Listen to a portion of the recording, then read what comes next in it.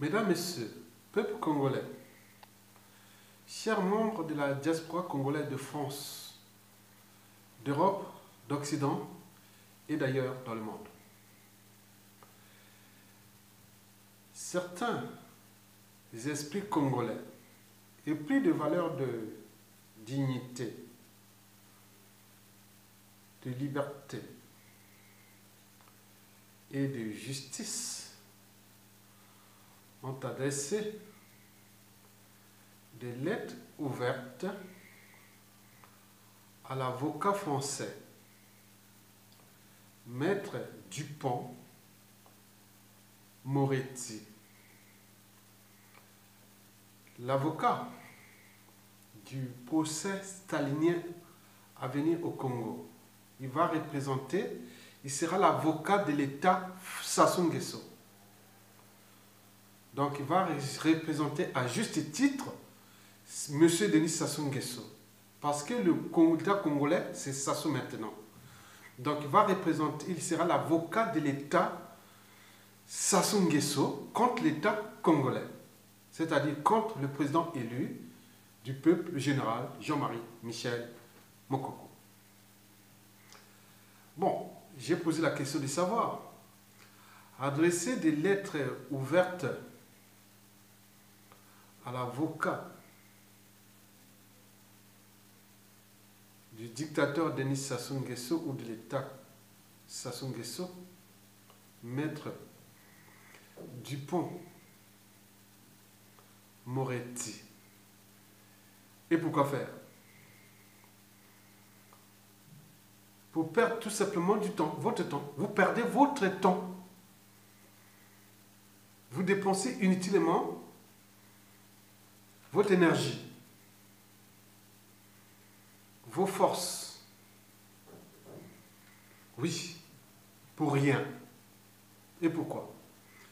Pour 5 raisons essentielles. La première, c'est que Maître Dupont-Moretti, l'avocat français, peut défendre qui il veut. C'est un avocat. Il peut aller partout dans le monde, défendre qui il veut. Et Sassou Nguesso obéit à la règle. Oui, un avocat peut aller défendre n'importe qui. Donc, Maître Dupont-Moretti, oui, est habilité aussi à aller défendre M. Denis Sassou Nguesso, c'est-à-dire l'État Sassou Nguesso au Congo-Brazzaville. Eh bien oui, bon, bien sûr que nous connaissons les personnages du dictateur Denis Sassou Nguesso depuis presque 50 ans. Bon, Maître Dupont-Moretti, en allant défendre le dictateur Denis Sassou Nguesso ou l'État Sassou Nguesso contre l'État congolais, c'est comme s'il allait défendre le nazisme ou Hitler pendant pendant le nationalisme socialiste en Allemagne. C'est comme il allait défendre la Shoah, l'extermination des Juifs. Là, il va défendre comme s'il va défendre aussi les génocides, les crimes de sang et de masse. Bon, la question qui se pose, est-ce qu'il a une conscience? Il a une âme et une conscience. Est-ce qu'il fait son âme et conscience? Bon, il est naturellement possible qu'on puisse se demander sur le personnage Dupont-Moretti. Est-ce qu'il a une âme et une conscience? Et si oui, bon, à ce moment, vous pouvez zapper. Oui, zapper. Ce qu'il va faire là-bas. Parce que c'est quelqu'un qui n'a pas d'âme ou une conscience. S'il a une conscience, il n'a pas une conscience, il ne peut pas aller. Dans ce procès-là, ce n'est pas possible. C'est pas possible. Mesdames, Messieurs, peuple congolais, chers membres de la diaspora congolaise de France, d'Europe, d'Occident, et d'ailleurs dans le monde, en Afrique et dans les Amériques. Et n'oublions pas l'Océanie, l'Asie et le Moyen-Orient. Oui, la deuxième raison, c'est que Sassou Nguesso, en s'accaparant illégalement, illégitimement de ce pays, le Congo-Brazzaville, Sassou Nguesso représente un grand marché qui attire tous les courriers vendus du monde entier, et même les mafias, même les crimes organisés. Tout le monde rentre, il n'y a pas de souci. Vous êtes chez vous, sur invitation. Donc Sassou représente un grand marché. Avec le magot ou le butin qu'il a confisqué du peuple congolais. Bien sûr que l'État congolais, c'est lui. La justice et l'injustice, c'est lui. Bon, les comptes publics, le trésor public et compagnie, c'est lui. Donc il a un magot à distribuer au monde entier en achetant la conscience du monde entier. On corrompt tout le monde. On cherche aussi pour sa crédibilité, sa légitimité, et vont chercher même ses avocats, comme Maître Dupont-Moretti. Eh bien oui, bon, je ne sais pas les honoraires qu'il va toucher là-bas, mais je pense pour un avocat parisien de toute la France, bon, il dira que je mérite à la place de Dupont-Moretti, parce que les honoraires ne vont pas être moins de 500 000 $ pour un procès salinien, où vérité ou mensonge c'est pareil. Donc il n'y a pas d'effort. Il suffit d'écrire n'importe quoi, ça passe. Bien sûr que tout sera déjà édicté par l'éducateur. Lui, il va seulement lire. Gratos. 500 000 €. Donc ça va envier les pourriers vendus du monde. Pourquoi je mérite à sa place? Mais pour lui, c'est un problème d'abord d'âme et de conscience. Donc, la troisième raison, mesdames, messieurs, c'est que quand on voit Dupont-Moretti, on pense d'abord à un avocat français. Quand on parle français, on parle de français, on parle France-Afrique. La France-Afrique, c'est la France. Le Big Brother de la France-Afrique, c'est la France. C'est d'ailleurs dans cet espace France-Afrique ou francophone qui regroupe le plus grand nombre de dictateurs, liberticides, antidémocratiques, antisociales, criminogènes et confiscatoires des deniers publics. D'ailleurs, ils ne respectent pas le droit au terme des constitutions, institutions et compagnie. Ce n'est que dalle. Mais comment aller défendre quelqu'un qui ne respecte pas les règles communes? Donc nous, Maître Dupont-Moretti entre de plein gré dans un pays où le monsieur n'est sans foi ni loi, hein, sans âme ni conscience. Donc il applique la loi de la jungle, la loi des plus forts. Donc il va certainement appliquer la loi du plus fort, c'est-à-dire la loi de la jungle, la loi de la barbarie, de la sauvagerie, voilà, du stade inférieur d'humanité, des décivilisés et des déshumanisés. Donc,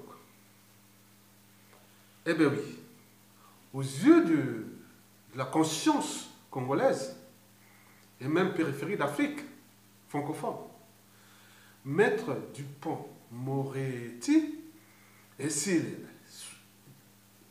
est présent, sera présent à ce procès, c'est le moment de dire, voilà la voix de la France. L'avocat parallèle de la France. Donc, vous savez que là-bas, les gens sont en méfiance et en défiance générale vers la France. À cause de ce produit, France-Afrique, ils ont placé là depuis presque 50 ans, qui nuit gravement à l'image de ce pays, à la condition humaine et sociale dans ce pays, les libertés fondamentales, la justice et compagnie. Mais on va toujours les défendre. Mais comme on dit, chaque chose a un début et une fin. Donc, aux yeux des Congolais, c'est la France-Afrique qui a agi là par la voie judiciaire pour légiférer, oui, ou appliquer la conspiration faite contre le général du peuple, le général Mokoko, depuis le hold-up électoral du 20 mars 2016 à nos jours. Donc, Dupont vient tout justement appliquer, hein, légiférer, voilà, ce complot contre l'État congolais. Donc, il sera en face à face entre lui, Maître Dupont Moretti, avec ses collègues congolais, hein, qui vont défendre le dictateur et l'État du dictateur, comme si le Congo n'existait qu'avec Sassou Nguesso, il n'a jamais existé avant, mais il n'existera d'ailleurs peu après. Donc pour eux, c'est ça, c'est leur pays, c'est comme ça. On vient faire la loi de la jungle, la loi du plus fort, la loi de la France-Afrique, qui regroupe le plus grand nombre de dictateurs du continent noir. Et ce qui fait que cet espace francophone est le plus déclassé, le plus déshumanisé et le plus décivilisé. Bien sûr qu'ils ont su placer des bons produits comme Denis Sassou Nguesso et bien d'autres. Oui, ils sont là. Mais qui nuisent gravement seulement à l'image de leur pays, mais aussi de la respectabilité interraciale à cette échelle congolaise et aussi France-Afrique ou francophone. Mesdames, Messieurs, ben oui, il faut le dire que la quatrième raison, c'est pas sorcier. C'est que bon, pour Sassou, c'est une façon de crédibiliser son État, Sassou et de la France-Afrique. C'est-à-dire, c'est l'aboutissement de la France-Afrique qui va être appliqué là parce que, en condamnant, parce que je vous informe que c'est un procès stalinien. Pourquoi? Parce que le but de Sassou Nguesso est de condamner déjà ces prisonniers politiques pour qu'ils ne puissent pas être dehors et constituer une opposition, comment on peut dire, réelle face aux tyrans. Donc il faut qu'ils restent avec ces faux opposants qui ont baissé carrément la cognition. La cognition est descendue basse. C'est-à-dire la cognition des opposants congolais qui sont en liberté surveillée ou tenus en laisse par les dictateurs. Mais c'est entre les suffisances mentales et la petite intelligence. Sinon ça se saurait. Bon. Donc libérer ces prisonniers politiques, ah oui, c'est un danger. C'est pourquoi d'ailleurs, Paulin Makaya, qui devait être libéré depuis, mais est maintenu arbitrairement en prison. Parce que ça soit applique la loi de la jungle. L'État, c'est lui. C'est ses prisonniers personnels. Donc l'État congolais, toutes les institutions congolaises illégales et illégitimes conçues par le régime, ne sont que là des prétextes. Mais sinon, tout est joué d'avance. Ça veut condamner ces gens pour qu'ils restent là en prison ou, dans le cas échéant, les assassiner. Avec les conséquences dans les temps. Parce que vous suivez la vidéo qui va venir après, sur l'épuration.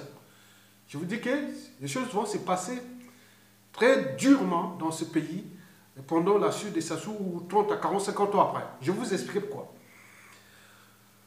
Donc, condamner les prisonniers politiques, ils restent là, bon, tant pis. Bon. La cinquième raison, c'est que, bon, Dupont,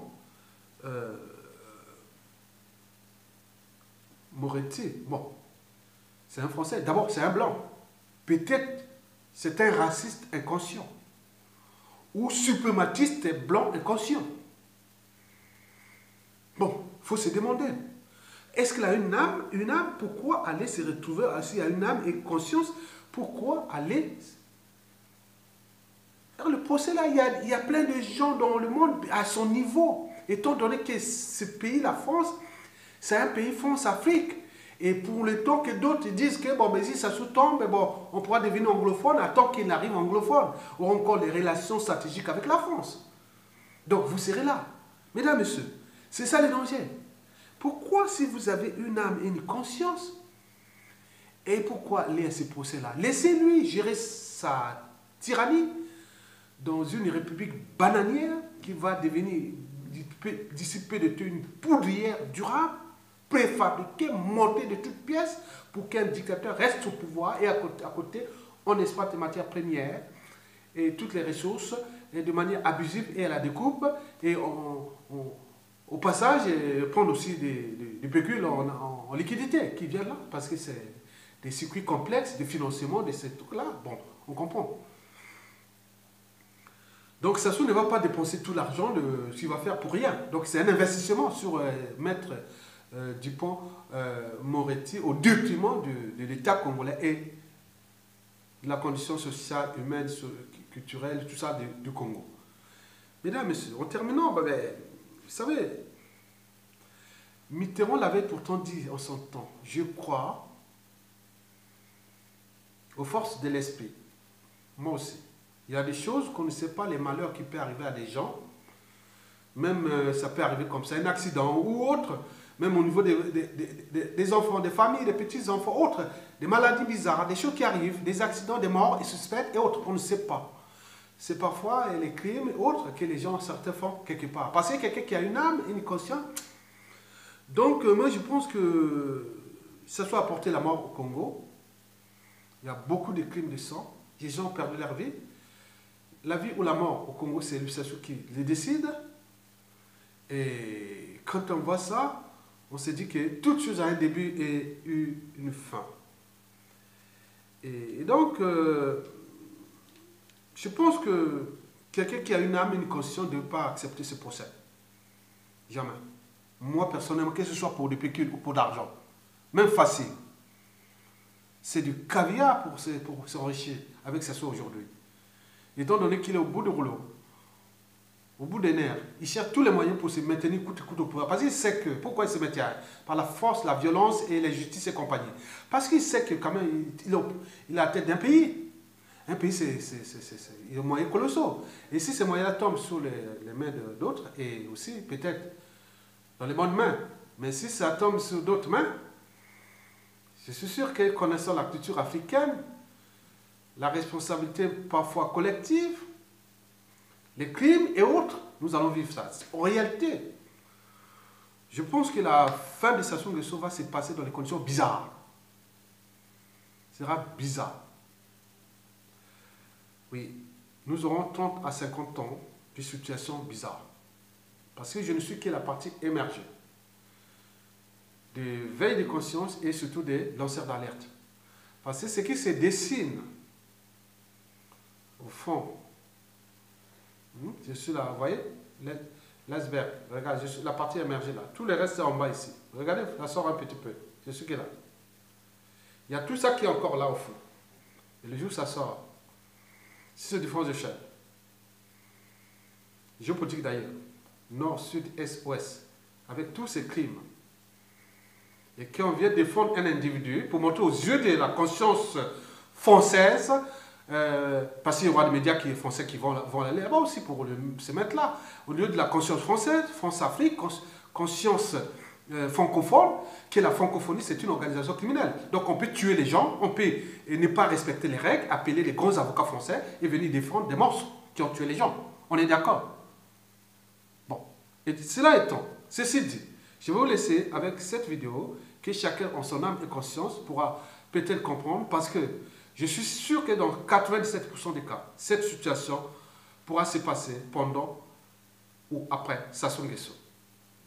Étant donné qu'il y a une sorte de communion nationale sur tout ce que ce soit commis comme dégâts occasionnés à l'échelle du territoire national congolais. Écoutez cette vidéo pour agiter vos neurones, éveiller votre conscience qu'on ne fait pas du mal aux autres indéfiniment comme ça. Car c'est ceux qui râlent, ceux qui font là, demain peut-être ministre de la Justice, ministre de la Défense, ministre de la Sécurité, les renseignements intérieurs et extérieurs, les tuerations Cuba et tout ça, ils peuvent faire tout. On a des stratégies. D'autres ont des stratégies. Et donc on ne sait pas comment va se terminer cette histoire. Donc je vous laisse en votre âme et conscience écouter cette vidéo. Je vous remercie. L'épuration, elle est nécessaire d'abord parce qu'il y a un impératif de justice. Il est absolument intolérable, il est absolument insoutenable d'imaginer que le policier qui vous a torturé, que le magistrat qui a envoyé votre mari ou votre père à la mort puisse se promener tout à fait paisiblement dans les rues de la ville comme si rien ne s'était passé.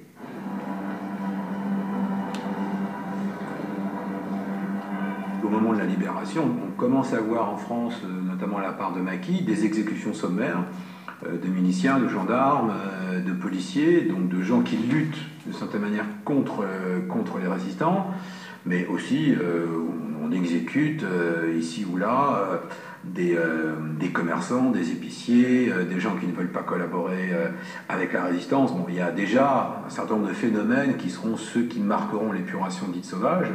Au moment où la tension est peut-être la plus forte, il y a pas du tout d'opposition entre l'idée d'abattre quelqu'un et l'idée que ce serait contraire à la justice. Au contraire, c'est parce qu'il y a eu l'occupation, les massacres, le rôle de la milice, qu'il est juste de s'en prendre à ces gens-là.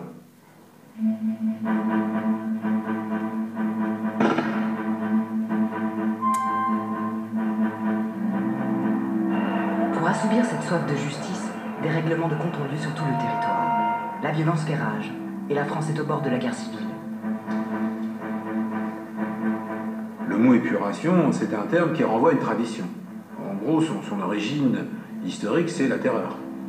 C'est la terreur, c'est-à-dire 1792, Robespierre, c'est-à-dire le sentiment que dans un moment où la patrie est en danger, il faut éliminer de la société les suspects, d'abord parce qu'ils menacent la sécurité, ensuite parce qu'il faut régénérer la nation.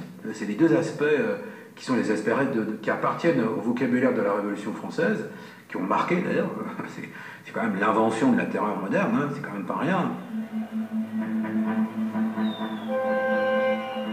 En gros, il y a eu à peu près 9000 personnes qui ont été exécutées dans ces conditions.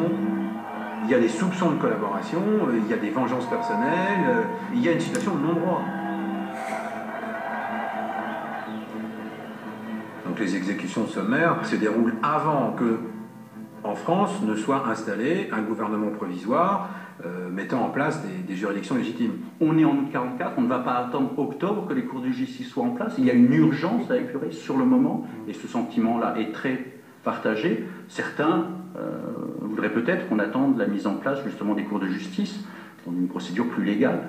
Mais ce souhait, ce légalisme, n'est pas partagé sur le moment par la société française en libération.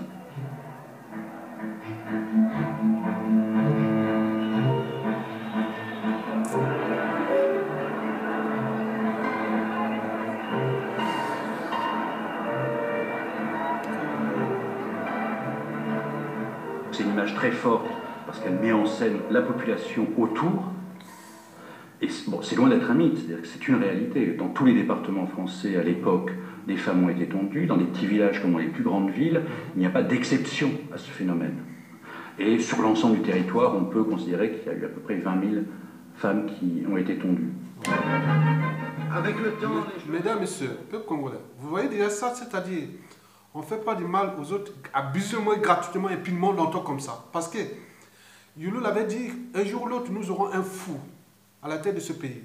Et j'ai toujours répété, et si ce fou-là, c'est Sassou Nguesso. Et demain, si nous aurons encore un peu plus fou, avec ce qu'il fait là, regardez la situation dans le pôle. Depuis 1997 à nos jours, regardez les assassinats, les disparitions, il y a la commission générale avec tout ce qui s'est passé avec en mettant les enfants dans la rue pour aller attaquer, assassiner les gens. On parlait des katakata, des koulouna, des bébés noirs, des antibistes et de tout ce qui est là. Sans oublier les escadrons de la mort. Et tout ça, ils vont partir comme ça. Mais je pense qu'il y aura une gêne de ce côté pendant la libération. Je suis sûr et certain. Bon, je suis là que pour éveiller, pour que ceux qui peuvent prendre les responsabilités de mettre Sassou Nguesso hors d'état de nuit, pour que cette situation ne soit pas aussi plus sauvage et barbare. Mais je j'aimerais que ça soit géré de manière noble. D'où la sortie, ce sont les sorties un peu de manière noble. Parce que si c'est dans les situations de chaos. Mais je suis sûr que les perdants, c'est les gars des Sassou, des clans et tout ce monde-là. Si ça arrive dans les chaos, moi je suis sûr et certain.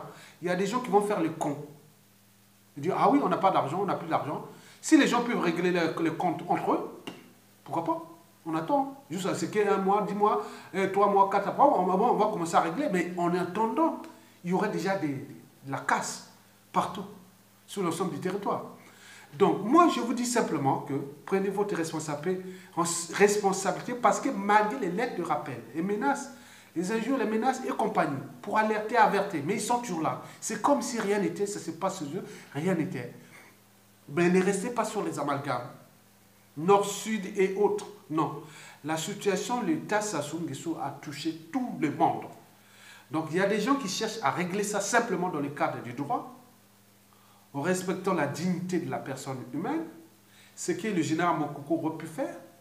Mais il me semble que Sassou n'a pas donné raison au général Mokoko, puisqu'il a emprisonné en utilisant les moyens de l'État, avec la conspiration de la France, par un officiel et un officier, et qui sont venus conspirer jusqu'à foutre M. Mokoko en prison, parce que les moyens de la France sont colossaux. Et donc, Sassou, c'est quoi fort en s'accaparant de cet État. Donc là, ils vont faire un procès contre Mokoko, mais ce n'est pas que les graines de Mokoko et d'autres. Il y en a plein, tous ceux qui étaient ses victimes. Toute cette union sacrée, demain, va régler ses comptes tout justement dans les conditions de l'expression de la volonté générale au moment de la libération. Et tout justement, l'enjeu pour moi est de veiller, éveiller, alerter, pour que chacun prenne conscience. Parce que quelqu'un peut être aussi humaniste, un pacifiste et autres. Il arrivera dans des situations imprévues, on peut devenir criminel. On peut redevenir criminel à un moment donné. Comme disait un résistant, M. Aya, imagine que tu arrives au Brazzaville, avec tes vidéos que tu fais là, avec ce que tu fais là, tu te retrouves que les gars de Sassou Nguesso ont massacré ta famille, ça. Est-ce que comment, en ton âme et conscience, qu'est-ce que tu vas faire? Imaginez à ton avis, qu'est-ce que tu fais? Moi, je deviens revanchard. Je mets tout mon intelligence pour les tuer. Il y a d'autres qui pensent comme ça. Mais pour moi, je n'ai pas encore donné ma réponse. Mais nous sommes là dans le cadre du droit, mais il faudra appliquer les droits. Simplement. Donc, la situation du pays est difficile pour tout le monde. À cause de ce monsieur-là qui a été placé là pour détruire les uns des autres. Moi, comme j'ai vu que dans 97% des cas, la chute d'indicateurs apporte toujours le chaos au peuple. On l'a vu partout. Toujours le chaos. Donc, l'épuration aussi. Mais il ne parle que de cette période mais en réalité, en France, il y en a eu 120 000 personnes qui ont été condamnées, et d'autres épurées, tuées, autres. C'était dans cette folie. De 1944 à 1946. Donc pendant 2 ans. Mais non, 2 ans, ça se tombe en 2018, peut-être juste en 2020, il y aura des choses. Parce que ceux qui sont passés opération Mouebara 1, 2, 3 et autres, plus les guerres dans le pool, plus les trucs du Congono, plus les trucs des Tchourou, les disparitions de Beach, les explosions du 4 mars, et sans oublier les disparitions suspectes, les assassinats sélectifs et compagnie. Ça va partir comme ça. On dit, bon, ben, on fait la paix et moi, je peux commettre les crimes. Non. Vous avez vu la vidéo là. Donc, retenez bien. C'est pour vous éveiller votre conscience et votre mémoire. Pour que chacun prenne les responsabilités. Parce que il y a des gens. Ah oui, l'histoire des émotions, ça ne changera rien. C'est la raison. La raison pour moi, c'est la vérité et la justice. N'oublions pas les devoirs de mémoire et compagnie. Donc, vous l'avez compris, la situation est difficile pour tout le monde. Il est tendu. Les gens, le régime de Sassou, ils sont des professionnels, ils ne sont pas des enfants de cœur. C'est des professionnels de la mort. Ils agissent sur l'ensemble de la planète, là où il y a des Congolais qui les contestent, cherchent à les tuer et compagnie. Donc, il faut se protéger. Protéger, vous voyez, c'est protéger aussi le Congo de demain. Ne vous rencontrez pas des officiers dans les amis comme ça. Non, il faut faire attention. Parce que ce n'est pas des enfants de cœur. Donc, il faut faire attention. Je voulais seulement éveiller la conscience des uns et des autres pour comprendre que cette histoire sera dramatique à la sortie de Sassou. C'est sûr et certain. Sûr et certain. Il y aura un nettoyage. Il y aura une gêne qu'on appelle le gêne racial, le gêne, voilà. Il y aura quelque chose comme ça. Il y aura des tueries. Je vous dis sincèrement. Parce que j'ai les bruits de fond. Ce n'est pas ce que les gens parlent, mais il faut voir parfois dans les médias, réseaux sociaux. Non, il y a un bruit de fond. Parce que qui aurait cru que Sassou, après le coup d'État, il aurait fait cette nettoyage. Et dans même l'association de l'épuration en France, 98, 99, 2000, 2001, 2002. Puis en 2016 aussi, et sans oublier, qui aurait cru que Sassou aurait pu faire ça? Mais est-ce que c'est que lui qui a le monopole de ça? C'est d'où l'enjeu de s'interroger. Donc, j'éveille votre conscience. Ne prenez pas ça à la légère. C'est une question de vie et de mort, pour l'instant. Avant de sauver un pays qui doit là. Donc, nous devons d'abord sauver nos vies et les vies des autres. Parce que quand on est humaniste, on crée.